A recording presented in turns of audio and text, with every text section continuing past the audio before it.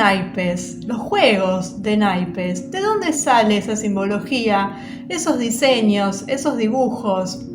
Son muy antiguos.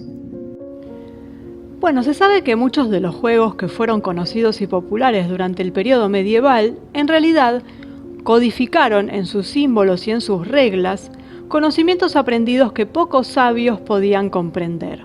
Sin embargo, la difusión como un juego, accesible incluso para cualquiera, ha hecho que muchos de estos conocimientos antiguos se hayan transmitido de forma clandestina, digamos, y nos hayan llegado al día de hoy como juegos y se haya perdido esa simbología. El ajedrez, por ejemplo, que constituye un ejemplo sorprendente. El dualismo expresado en la alternancia de lo que es las blancas y las negras. Un tema muy querido por la masonería, que lo ha convertido en una presencia constante en las decoraciones de los pisos de los templos de las logias. La metáfora del camino de iniciación, que a través de obstáculos lleva al hombre simple, que es el peón, a alcanzar la meta de la sabiduría y a llegar hasta la reina, que es como la forma y tipo de jugada asociada a cada pieza, en la que son todos simbolismos, en la que es fácil reconocer elementos conocidos y repetidamente tratados por todo lo que venimos hablando durante todo este tiempo. Está el juego de los que también hablamos, los filet, tris, el alquerque. Hay un video sobre esto que tiene que ver con la triple cinta, con el centro sagrado. El rey español Alfonso X, conocido como el Sabio, patrocinó en 1283 la creación de un gran tratado sobre juegos, el Libro de Juegos, muy interesante para el estudio de estas relaciones entre juegos y esoterismo. Bueno, los juegos de cartas no son una excepción, teniendo en cuenta que los antepasados de las barajas de cartas modernas no fueron otros que el tarot, cuya carga de simbolismo es universalmente conocida. Todos vimos alguna vez las cartas que los clásicos adivinos usan para revelar el futuro, leyendo las barajas de las cartas. Y las opiniones sobre su origen son contradictorias y también controvertidas. Generalmente se acepta que aparecieron en Francia, en Marsella, entre finales del siglo XIII y principios del XIV. Por eso está el tarot de Marsella, que es la baraja más antigua, y las variantes posteriores, algunas más imaginativas, son como una especie de reelaboración del simbolismo original, lo cual, sorprendentemente, deriva a su vez de los relatos codificados en las novelas del Grial y de las teorías heréticas, entre comillas, de la herencia mesiánica y de este linaje de Jesús, y también está metido ahí, pero en las nuevas.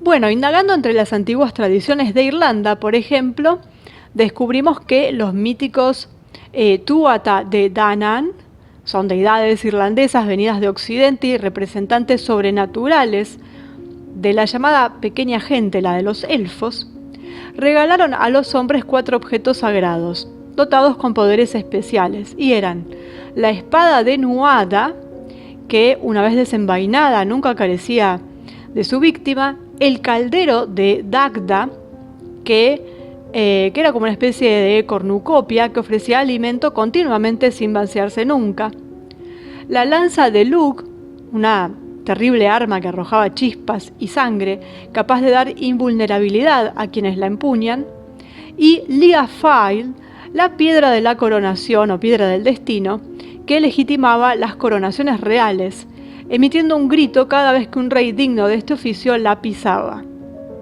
Y me recuerda a que la reina Isabel de Inglaterra, no solo ella, sus antecesores también, debajo del trono tienen una piedra de este tipo. Eso será motivo de algún otro video en el futuro. Bueno, la memoria de estos 4 objetos, muy simbólicos, fue transfundida en los ciclos de novelas de la literatura del Grial y aparecen transformados como los 4 regalos o reliquias del Grial, tanto como objetos mostrados directamente al héroe del momento como Percival, como preciosas reliquias llevadas en procesión dentro del castillo del Grial al rey pescador, que es el que lo gobierna. Bueno, las reliquias del Grial recuerdan mucho a los regalos de los Tuatha de los Danann, es decir, esto de la espada, una copa, un plato y una lanza. Los autores cristianos refinaron más su caracterización y por lo tanto la copa se identificó con el cáliz utilizado por Jesús en la última cena y por lo tanto con el Santo Grial. La lanza de Longinus, que había herido el costado de Jesús y había adquirido poderes especiales. Entonces la copa y la lanza son los representantes por excelencia de un par de símbolos y arquetipos antiguos, de los que ya hablamos, ¿no? Entonces más tarde en la Edad Media, cuando comenzaron a florecer teorías heréticas, digamos, sobre un posible linaje de Jesús y de María Magdalena, que en realidad lo han agrandado últimamente, pero hay alguno que otro que mencionaba esto en esa época.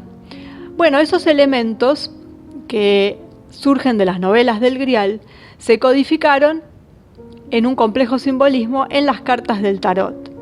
En particular, en la carta del mago, donde se ven los 4 presentes en la mesa que el personaje tiene frente a él, en forma de herramientas del arte, que son el cuchillo, que sería la espada, la varita mágica, que es el palo o la lanza, la copa y los pentáculos, es decir, joyas, monedas o discos con un pentáculo inscriptos que simbolizan el plato.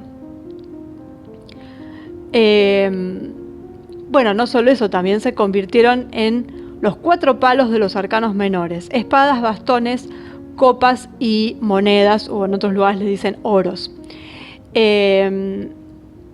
Y después siguieron siendo en la posterior transformación en naipes, y que tienen diferentes denominaciones. Por ejemplo, en Italia se denominan napolitanos, es decir, los naipes napolitanos. Después tenemos los naipes españoles. Bueno, son todos descendientes directos de la baraja del tarot. Y son todas alegorías. La copa es a la vez el cáliz que tenía la sangre de Cristo, también es el vientre que lleva la descendencia, digamos. La lanza tiene que ver con la lanza de Longinus, con la del centurión romano que era Jesús.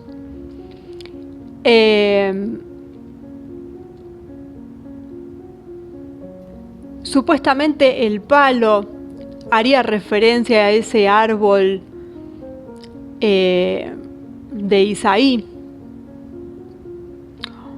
o también podemos hablar del espino. Todo referido a esta cuestión de la que habíamos hablado antes, ¿no?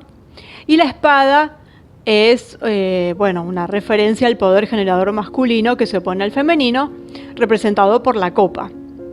Esto es lo más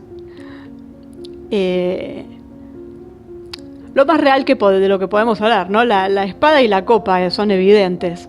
Lo otro ya empezamos con interpretaciones, ya depende de quién la haga, un poco más traída de los pelos. Después están las cartas de póker francesas, modernas, donde los 4 palos han sufrido una transformación adicional, que ya no tienen que ver con estas teorías, pero que también tienen un simbolismo algo más oculto. Las espadas se convierten en picas o en la parte de arriba de las lanzas. Las copas se convierten en corazones, que siempre aluden a esta simbología del vaso o recipiente de sangre y por tanto receptáculo de vida. Bueno, las monedas se convirtieron en los diamantes o en joyas, y mientras que los palos, símbolo de este árbol, se convirtieron en los tréboles, justamente porque recuerda esto de la flor de lis o de los del trébol, como lo marcaban los judíos, que es esto de que después se vino a relacionar con el linaje de David y con después de los merovingios y toda esta historieta.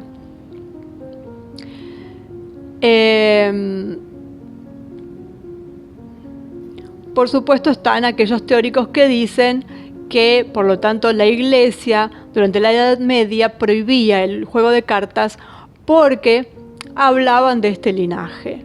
Bueno, lo prohibieron porque prohibían todo, pero además tienen elementos ocultos, tienen representaciones ocultas, pero que van más allá de esto, de este linaje y de esta cuestión. Son elementos de poder y son elementos que representan poderes y energías, femeninas y masculinas. Pero lo más importante acá es ver cómo los juegos de naipes que se utilizan para los juegos más banales surgen de los mazos de tarot que se utilizaban para conocer el futuro, para hacer una interpretación de los hechos por venir, que tienen que ver con alquimia, tienen que ver con ocultismo, y cómo eso fue llegando a la población en general, se fue perdiendo ese significado original y quedó en simples juegos, y uno juega con eso y a veces no tiene noción de dónde surgió o a qué hacen referencia esos palos justamente. Y hay que ir a buscarlos al mazo de tarot, al más antiguo, que es el de Marsella, que es el más parecido, obviamente, a los juegos de naipes, sobre todo a la baraja española. Ya no nos vamos a lo que es el tarot egipcio y demás, porque eso, si bien toma símbolos muy antiguos, su representación, digamos, o cómo están codificados es algo más moderno. Y por ejemplo, en este mazo de tarot está la carta del loco, que bueno, tiene su simbología particular en lo que es dentro del tarot, que sería en el juego de naipes, sería el Joker o el comodín, sería este loco, que es la carta que no tiene valor, pero que se puede llevar todas, y que es una especie de malabarista o de bufón de la corte. Y no es más que eso, que el loco, el arcano del loco del tarot. Es simplemente ir a mirar y ver cómo están relacionados y cómo para jugar simplemente estamos utilizando cosas que están llenas de simbología. Es impresionante la simbología que tienen ahí adentro, y de la que por supuesto va a haber múltiples interpretaciones según la escuela que el intérprete haga. Y como vemos, todo siempre viene de aquella época y está relacionada con cosas ocultas, y a veces no nos damos cuenta, pero siempre tenemos a nuestro alrededor cosas que significan otras cosas de las que realmente creemos.